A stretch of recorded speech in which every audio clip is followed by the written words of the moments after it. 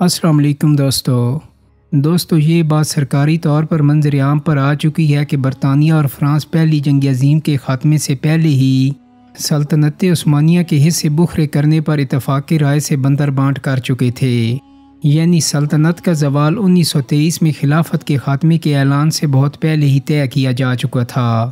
دلچسپ بات یہ ہے کہ سن 2008 میں اسرائیلی حکومت نے جدید ترکی کے بانی مصطفیٰ کمال پاشا کا مجسمہ پہلی جنگ عظیم میں اتحادی افواج کی یادگار کے ساتھ استعادہ کرنے کا اعلان کیا۔ یاد رہے کہ مصطفیٰ کمال اور اتحادی افواج جنگ عظیم میں بظاہر ایک دوسرے کے خلاف لڑ رہے تھے۔ سوال یہ ہے کہ اسرائیل کی حکومت کا جدید ترکی کے بانی سے اس حد تک اظہار وارفتگی کا پس پردہ سبب کیا ہو سکتا ہے؟ ترکوں کے خلاف لارنس آف عربیہ کی عرب بغاوت کا بہت ذکر کیا جاتا ہے، مگر زوال کی اس داستان کے اس سے زیادہ دلچسپ حصے تاحال دنیا کے سامنے پوری طرح نہیں آ سکے۔ تعجب کی بات یہ ہے کہ یورپی طاقتوں کی شروع کی گئی اس جنگ میں جس کا ترکی سے بظاہر کوئی تعلق نہیں تھا، عثمانوی ترکی کے علاوہ کسی اور مملکت کے جغرافیہ میں کوئی تبدیلی نہیں آئی۔ تاریخ کے اس اہم ڈرامے میں جسے ہم سقوط عثمانیہ کہہ سکتے ہیں، بہت سے سوالات اپنے جواب کے منتظر ہیں۔ آئیے ان سوالات کا جواب تلاش کرنے کے لیے یونان کے ایک شہر تھیسالونیکی چلتے ہیں، جس سے جدید ترکی کے بانی کمال اتاترک کی جائے پیدائش ہونے کا اعزاز حاصل ہے۔ ماضی قریب یعنی 20ویں صدی کے اوائل تک یہ سلطنت عثمانیہ کے زیر حکومت تھا، جو افریقہ سے یورپ اور وسطی ایشیا سے حجاز تک پھیلی ہوئی تھی۔ اس شہر کا سلطنت عثمانیہ کی شکست میں بہت اہم کردار رہا ہے، اور اسرائیل کے قیام میں بھی اس شہر نے کلیدی کردار ادا کیا تھا۔ نتیجتاً مشرق وسطی کے مستقبل پر بھی اس نے بہت دورس اثرات ڈالے، جنہیں دنیا آج تک بھگت رہی ہے۔ تھیسالونیکی نامی شہر جسے ترکوں نے سلانیک یا سلونیکا کا نام دیا، سکندر اعظم کی بہن تھیسالونیک کے نام پر بسایا گیا۔ یہ یونان کے مقدونیہ نامی خطے کا سب سے بڑا شہر ہے۔ جی ہاں، وہی مقدونیہ جہاں سے سکندر جب اٹھا تو دنیا کو فتح کرتا چلا گیا اور فاتح عالم کہلایا۔ اس شہر کے بارے میں ایک دلچسپ بات یہ بھی ہے کہ سکندر اعظم اور اس کے استاد ارسطو کے علاوہ فرانس کے سابق صدر نیکولس سارکوزی کے خاندان کا تعلق بھی اسی شہر سے بتایا جاتا ہے۔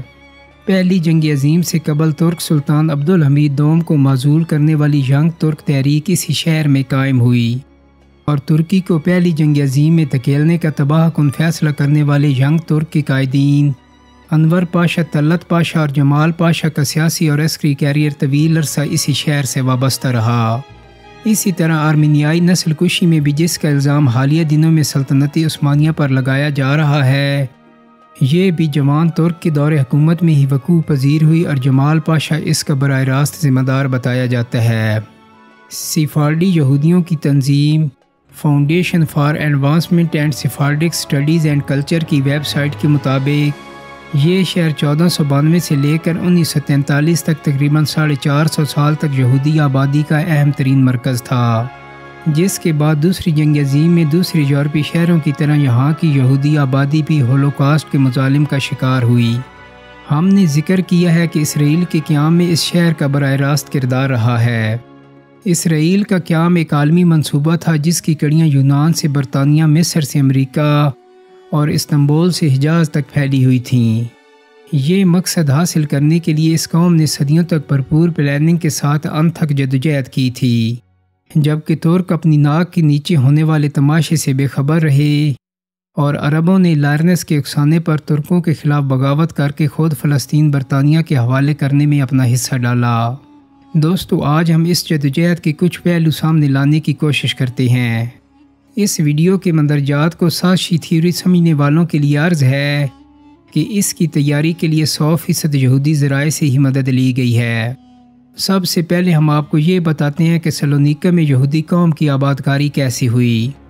عثمانوی دور حکومت میں یہاں مسلمانوں اور یہودیوں کو بسایا گیا، خصوصاً سن 1492 میں ازبیلہ اور فرڈینینڈ کی جانب سے اسپین میں الحمرہ فرمان جاری ہونے کے بعد یہودیوں کی بہت بڑی تعداد نے سلطنت عثمانیہ میں پناہ لی۔ یہ وہی فرمان تھا جس کے مطابق یہودیوں کو اسپین چھوڑنے، عیسائیت قبول کرنے یا آگ میں جل کر مرنے میں سے کسی ایک آپشن کو اختیار کرنے کا حکم دیا گیا تھا۔ بعد ازاں اسپین کے مسلمانوں کے لیے بھی ایسا ہی فرمان جاری کیا گیا۔ یہودی تاریخ کے مطابق 2.5 لاکھ یہودیوں نے ہسپانیہ چھوڑ دیا، جبکہ تقریباً 85,000 نے عیسائیت قبول کر لی۔ یہود کی اپنی روایت کے مطابق انہیں پناہ ہمیشہ مسلمانوں ہی کے پاس ملی۔ ہسپانیہ چھوڑنے والے یہودیوں کو بھی عثمانی حکمرانوں نے پناہ دی۔ ان میں سے تقریباً 20,000 نے سلونیکا میں سکونت اختیار کی، اگرچہ یہودیوں کے دعوے کے مطابق وہ قبل مسیح سے سلونیکا میں آباد چلے آ رہے تھے۔ عیسائی مذہب کا دوسرا بڑا رہنما سینٹ پال 50 عیسوی میں یہاں آیا۔ اس نے اپنے 2 خطوط میں یہاں یہودی موجودگی کا تذکرہ کیا۔ یہ بھی کہا جاتا ہے کہ اس نے شبات کے دن سائناگاگ میں عیسائیت کی تبلیغ کے لیے وعظ بھی دیے۔ یہودیوں کو یہاں باقاعدہ بسانے کا مقصد آبادی میں توازن کی سیاسی حکمت عملی بتائی جاتی ہے، جس کے تحت یونانی عیسائیوں کو شہر میں غالب آنے سے روکا گیا۔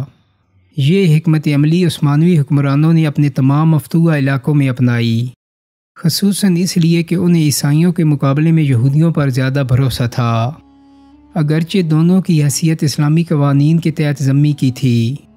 عثمانیوں کی دریا دلی کے سبب بعد کی صدیوں میں بھی یورپ میں یہود مخالف فسادات کے باعث یہاں پولینڈ، ہنگری، اٹلی، فرانس، روس وغیرہ سے یہودی منتقل ہوتے رہے، اور یہ سلطنت اور یورپ کا سب سے بڑا یہودی آبادی والا شہر بن گیا۔ اس کے ساتھ ساتھ یہاں کے کاروبار اور ثقافت پر بھی یہودیوں کا تسلط مضبوط ہوتا چلا گیا، اور اسی بنا پر 1537 میں ایک یہودی شاعری نے اسے اسرائیل کی ماں کا خطاب دیا۔ ہسپانیہ سے آئے ہوئے یہودیوں نے جو سفارڈی کہلاتے تھے اون سے کپڑا بننے کے فن کو یہاں درآمد کیا۔ یہ فن مسلم ہسپانیہ میں بہت ترقی یافتہ تھا، اگرچہ وہاں کے مقابلے میں یہاں کا اون کم تر معیار کا تھا۔ انہوں نے یہاں کپڑا سازی کی صنعت قائم کرنا شروع کر دی۔ رفتہ رفتہ یہ صنعت سلونیکا کی یہودی برادری کی شناخت بن گئی۔ 1515 کے بعد عثمانوی حکومت کی گرم کپڑے سے متعلق تمام ضروریات، خصوصاً فوجی یونیفارم کا ٹھیکہ سلونیکا کی یہودی برادری کو ملنے لگا۔ بعد ازاں سلطان سلیم دوم نے نہ صرف جزیہ بھی کپڑوں کی شکل میں وصول کرنے کی اجازت دے دی، بلکہ سلطان کی طرف سے یہ فرمان بھی جاری کیا گیا کہ تمام دیہاتوں میں چروائے اور مویشی پالنے والے یہودیوں کو ہی اون فروخت کرنے کے پابند ہوں گے۔ یہ ایک بہت بھاری مراعات تھی، کیونکہ اس کی وجہ سے یہودیوں کو اون مارکیٹ سے کم ریٹ پر میسر ہوتا، اور اسی طرح تمام سلطنت میں کپڑا سازی کی صنعت پر ان کی اجاداری قائم ہو گئی۔ سفارڈی یہودیوں کی تنظیم کی ویب سائٹ کے مطابق یہودی عثمانوی دربار میں ابتدائی سے طبیب کی حیثیت سے وابستہ رہے۔ ہسپانیہ سے آئے ہوئے یہ یہودی پڑھے لکھے بھی تھے اور ایک سے زیادہ زبانیں بھی جانتے تھے، اور ان کا یورپ کی یہودی برادری سے رابطہ بھی تھا۔ اسی طرح ان کا کردار شروع سے ہی بین الاقوامی رہا۔ ان طبیبوں کا اثر و رسوخ اتنا بڑا کہ متعدد یورپی ممالک میں انہیں عثمانوی سفیر کی حیثیت سے بھی بھیجا جانے لگا۔ بعد ازاں انہیں فوج میں بھی شمولیت کی اجازت مل گئی، تاہم عیسائیوں کو اس کی اجازت بہت دیر سے ملی۔ دوستو، یاد رہے کہ یہ وہ وقت تھا جب یورپ میں یہودیوں کو انتہائی حقارت اور نفرت کی نگاہ سے دیکھا جاتا، اور ان کی زندگی گھروں تک محدود تھی۔ یہودی لٹریچر کے مطابق مسلم ہسپانیہ کے بعد ان کی تاریخ کا سنہرا ترین دور یہی تھا۔ وہ یہاں خوشحالی اور آزادی کی زندگی گزار رہے تھے کہ اچانک ایک ایسا واقعہ ہوا جس نے عالمی یہودی برادری میں ہلچل مچا دی۔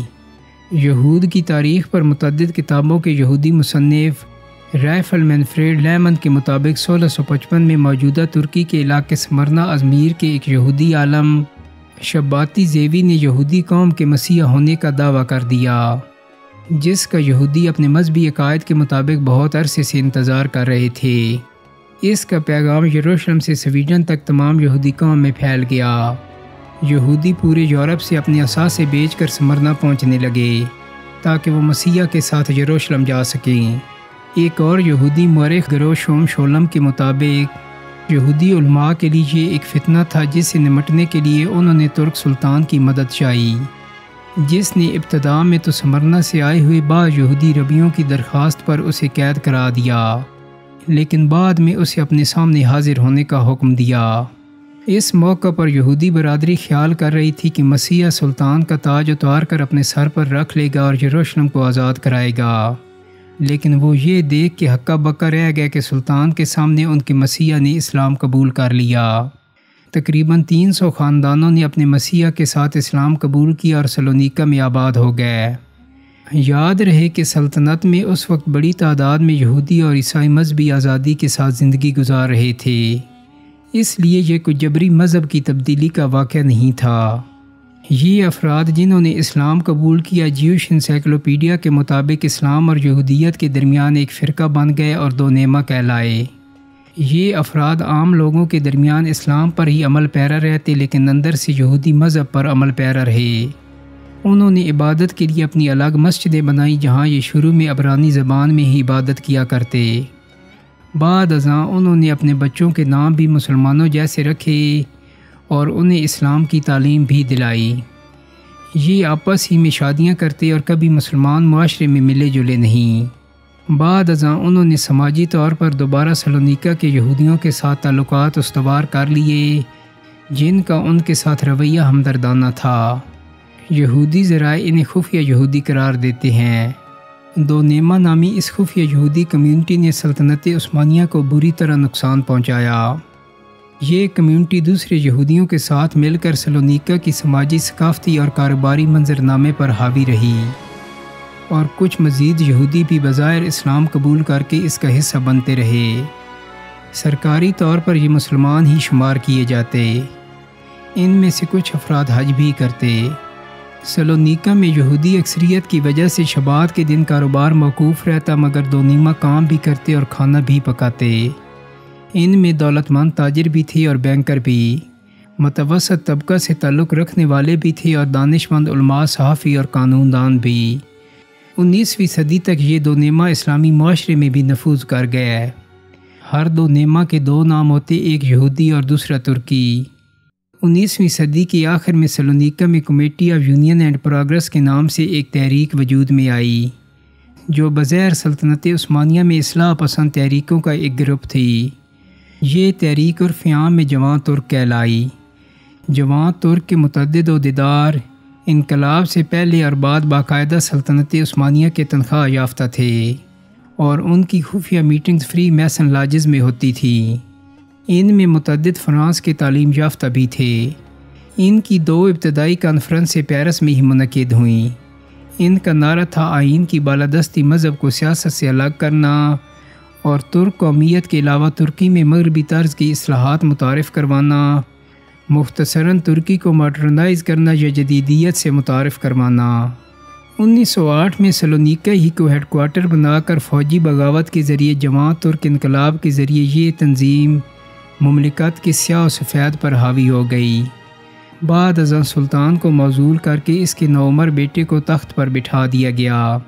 مصنف مائیکل رینالڈ کے مطابق سلطنت عثمانیہ کی تحلیل دراصل ینگ ترک یعنی جوان ترک انقلاب ہی سے شروع ہوئی۔ اس کا مقصد بظاہر آئین کی بالادستی اور سلطنت میں اصلاحات متعارف کروانا تھا، لیکن اس تحریک کے قائدین کے فیصلوں نے سلطنت کو ٹکڑے ٹکڑے کر دیا۔ اسٹینفورڈ یونیورسٹی پریس کی چھپی ہوئی کتاب کے مطابق اس تحریک میں سلونیکا کے دو نیما یہودی معروف خفیہ تنظیم فری میسن کے ارکان کے علاوہ کمیونسٹ بھی بڑی تعداد میں موجود تھے۔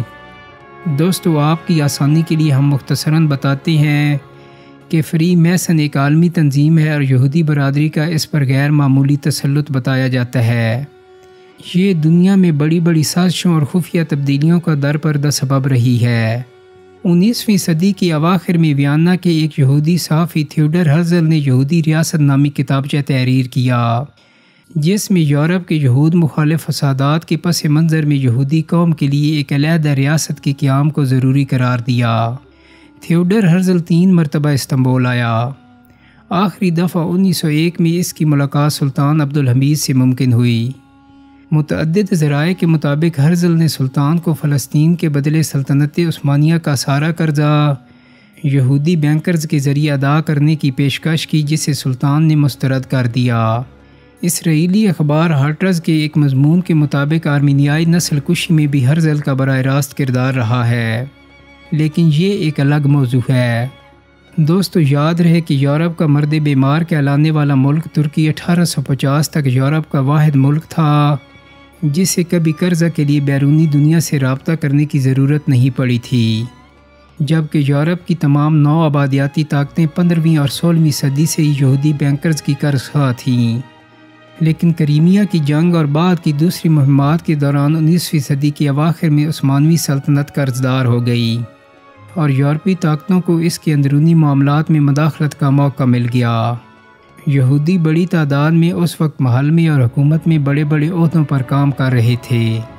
ایک مغربی مصنف کے بقول یروشلم یہود کے حوالے کرنے سے انکار کی قیمت سلطان کو اپنی پوری سلطنت دے کر ادا کرنا پڑی۔ دوستو، امید کرتا ہوں کہ میری آج کی ویڈیو آپ کو پسند آئی ہوگی۔ اگر ویڈیو اچھی لگی ہے تو اس کو لائک اور شیئر کر دیں۔ میرے چینل کو سبسکرائب کرنے کے ساتھ ساتھ بیل آئیکن کو بھی کلک کر دیں تاکہ آپ کو میری آنے والی مزید ویڈیوز کے نوٹیفیکیشن ملتے رہیں۔ بہت جلد ہی ایک نئی ویڈیو کے ساتھ ملاقات ہوگی۔ اپنا بہت سارا خیال رکھیے گا۔ اللہ حافظ۔